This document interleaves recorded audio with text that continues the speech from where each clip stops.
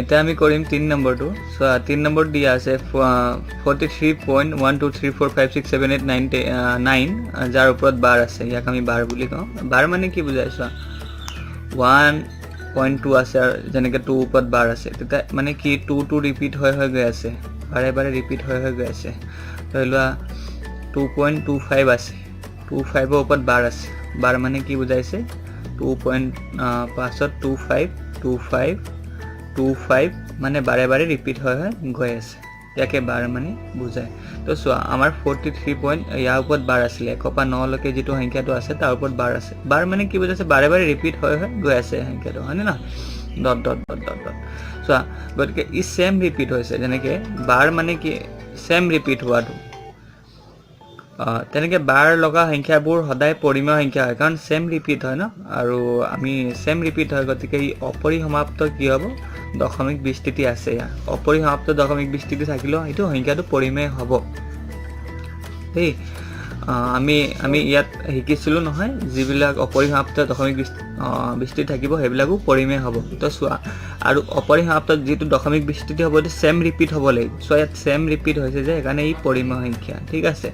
গতিকে আমি কি লিখিম যিহেতু ইয়াৰ সংখ্যাটো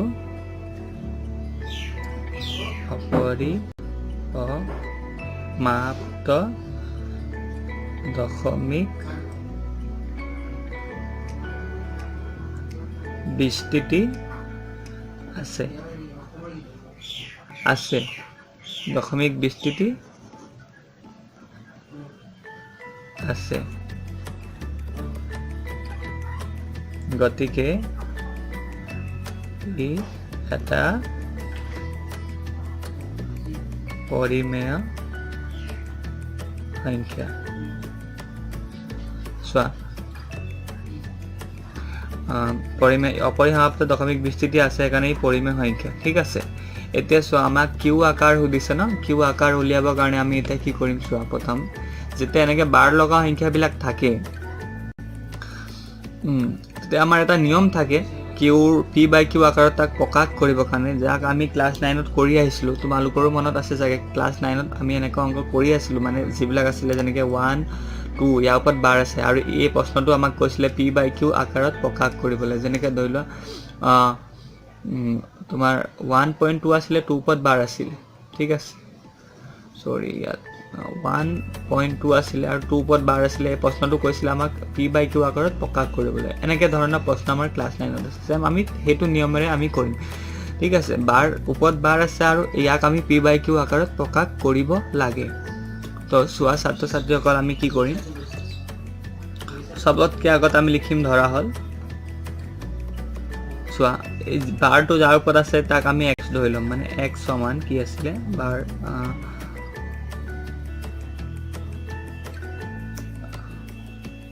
3.123456789 সৰি ছাত্ৰ ছাত্ৰীসকল আমি বাৰ থকাটো নধৰো এই গোটেইখিনি ধৰিব লাগিব 3.12349 এই গোটেইখিনি আমি x ধৰি ল'লো ঠিক আছে ইয়াৰ পিছত মানে এইবিলাক আহি সেম ৰিপিট হৈছে মানে আকৌ ইয়াৰ পাছত এইটো আকৌ ৰিপিট হৈছে যেনেকৈ মই কৈছিলোঁ অথনি ৰিপিট হ'ব বুলি তেনেকৈ আকৌ 1 2 3 4 5 6 7 8 9 সেম ৰিপিট হৈ আছে মানে ডট ডট ডট ডট এইবিলাক ৰিপিট হৈ গৈ আছে দেই ইয়াৰ পাছত কি কৰিবা চোৱা ইয়াৰ পাছত চোৱা যেটো পইণ্টটো আছে পইণ্টৰ পাছত আমাৰ বাৰ কেটা সংখ্যা ওপৰত বাৰ আছে হেটা শূন্য আমি দুটাৰ লগত যোগ কৰিব লাগিব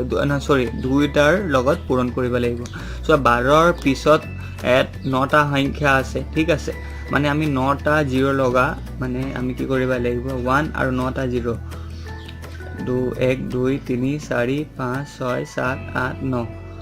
দুয়োফালে ঠিক আছে ইয়াক ছাত্ৰ ছাত্ৰীসকল আমি দিম 1 নম্বৰ সমীকৰণ ইয়াক আমি 1 নম্বৰ সমীকৰণ দিম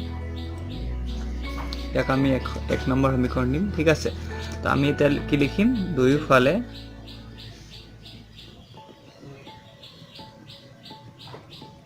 পূৰণ কৰি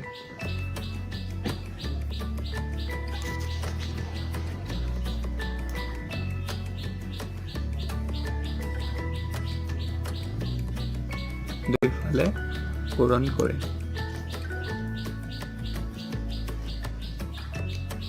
ঠিক আছে এটা আমি পূৰণ কৰি দিম চোৱা ইয়াৰ লগত আমি এটো পূৰণ কৰিলে কি হ'ব এটোই হ'ব ইয়াত লাষ্টত x আহিব চোৱা 1 2 3 4 5 6 7 8 9 x ঠিক আছে আৰু ইয়াৰ লগত আমি চোৱা 9টা 0 আছে ন যেনেকৈ আমি চোৱা 2 পইণ্ট যেনেকৈ চোৱা যেনেকৈ চোৱা 2.5 ইয়াৰ লগত যেতিয়া আমি 10 পূৰণ কৰি দিম ঠিক আছে 10 যেতিয়া পূৰণ কৰি দিম এই যেটো পইণ্টটো আছে ইয়াৰ পিছত গুচি যাব মানে 25 ইয়াৰ পিছত পইণ্ট গুচি যাব ঠিক আছে ধৰি লোৱা 255 এনেকৈ পইণ্ট আছে ইয়াৰ লগত যেতিয়া আমি 10 পূৰণ কৰিছো তেতিয়া কি হ'ব এই পইণ্টটো কি হ'ব এটা সংখ্যা পিছত গুচি যাব মানে 25.5 এইটো হ'ব দেই ছাত্ৰ ছাত্ৰীসকল তেতিয়া কি হ'ব যেতিয়া আমি ইয়াৰ লগত মানে এটো আছে ইয়াত 9টা শূন্য আছে ঠিক আছে আমি যেতিয়া ইটো পাৰ্টৰ লগত পূৰণ কৰিলো তেতিয়া ইটো হল ইয়াৰ লগত যেতিয়া আমি ইটো পূৰণ কৰি তেতিয়া চোৱা এই পইণ্টটো 9টা সংখ্যাৰ পিছত গৈ বহিব মানে 4 3 1 2 3 4 5 6 7 8 9 আকৌ ইয়াৰ পিছত পইণ্ট বহিব আৰু পইণ্ট ইয়াত বহি যাব ঠিক আছে তাই ইয়াৰ পিছৰ সংখ্যাবিলাক 1 2 3 4 5 6 7 8 9 ঠিক আছে ছাত্ৰ ছাত্ৰীসকল আৰু ইয়াক আমি দিম 2 নম্বৰ সমীকৰণ ইয়াক আমি 2 নম্বৰ সমীকৰণ দিম ঠিক আছে এটা কি কৰিব লাগে চোৱা 2 লগৰ আমি 1 বিয়োগ কৰি দিম মানে ঠিক আছে ইয়াত আমি কি লিখিম 2 - 1 কৰি তো আমাৰ 2 নম্বৰ সমীকৰণটো আছিল এটো ঠিক আছে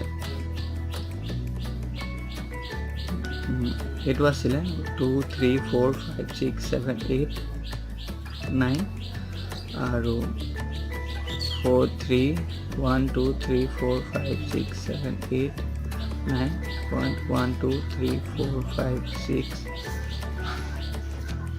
7 8 9 এটো আছিল হয়নে নহয় আৰু ইয়াৰ পিছ তলত কি হ'ব এক নম্বৰ সমীকৰণটো আমাৰ কি আছিল এটো আছিল মানে x সমান কিমান 4 ইমান আছিল সো পইণ্টটো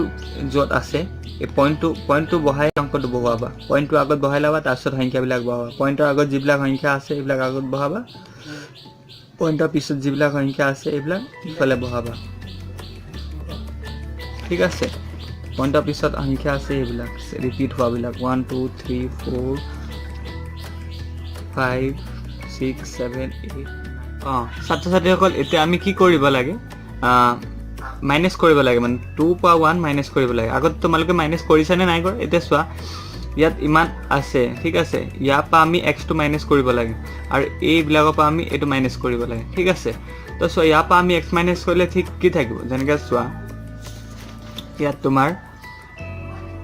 100x আছে হা 100x পা আমি যদি 1x মাইনাস কৰি দিও 1x বা 1x দে তে আমাৰ 99x হ'ব ঠিক আছে মানে ইয়াত আগত চোৱা দুটা সংখ্যা আছিল ভাই দুটা সংখ্যা তিনটা সংখ্যা আছিল এটা দুটা সংখ্যা গল না এটা সংখ্যা কমি যায় মানে 99 হৈছে ঠিক আছে 1000 পা ধৰিলো আমি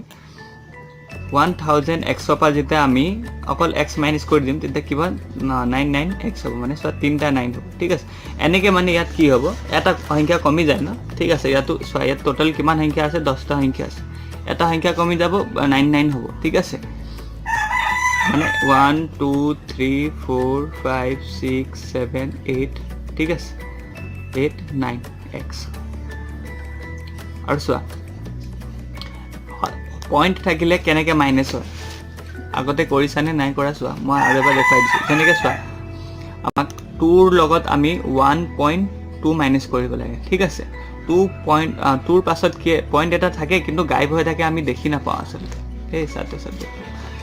এটা যেনেকৈ 2 মাইনাস আমি 1.2 কৰিব লাগে ঠিক আছে 2 ৰ পাছত 0 0 থাকে কিন্তু আমি দেখি নাপাওঁ এটা 1.2 ইয়া সদায় এনেকৈ বহাবা আৰু পয়েন্টৰ পাছত যেটো সদায় এনেকৈ বহাই লবা তাৰপিছত চোৱা যেনেকৈ ইয়াৰ পা ইয়াত 1 গল 10 হল 10 পা 8 গল এনেকৈ হল হয়নে নহয় ছাত্ৰ ছাত্ৰী কি হল আমাৰ 0.8 এনেকৈ আমাৰ মাইনাস হল ঠিক আছে তো চোৱা পয়েন্টৰ পাছত যিবিলাক আছে সেইবিলাক তো গুটেখিনি মাইনাস হৈ যাব হয়নে নহয় কটাকটি হ'ব এইবিলাক তো 0 হ'ব হয়নে নহয় এটা চোৱা 0 আমি নিলিখিলেও হয় 50%। এতিয়া চোৱা 9 পৰা 3 গ'লে কিমান থাকিব 6 আৰু 8 পৰা 4 গ'লে কিমান থাকিব 4। এইবিলাক বাকী যেনেকৈ আছে তেনেকৈ থাকিব দেই। 1 2 3 4 5 6 7 এইটো পালোঁ। ঠিক আছে, এতিয়া আমি ইয়াৰ পৰা x উলিয়াব লাগে, মানে এইটোক আমি সমান চিহ্ন ইফালে লৈ যাম। ইফালে পূৰণ হৈ আছে x ৰ লগত, ইফালে হৰণ হৈ যাব। 1 2 3 4 5 6 7 4 6 1 2 3 4 5 6 7 8 9। ঠিক আছে, তো চোৱা ইয়াত আমাৰ এইটো p হ'ল, এইটো q, হয়নে নহয়? q আকাৰৰ আমি এইটো পালোঁ। গতিকে আমি কি লিখিম? গতিকে q সমান 999999999 4 5 6 7 8 9। ঠিক আছে, qৰ মৌলিক উৎপাদক হ'ব, এতেকে qৰ মৌলিক উৎপাদক হ'ব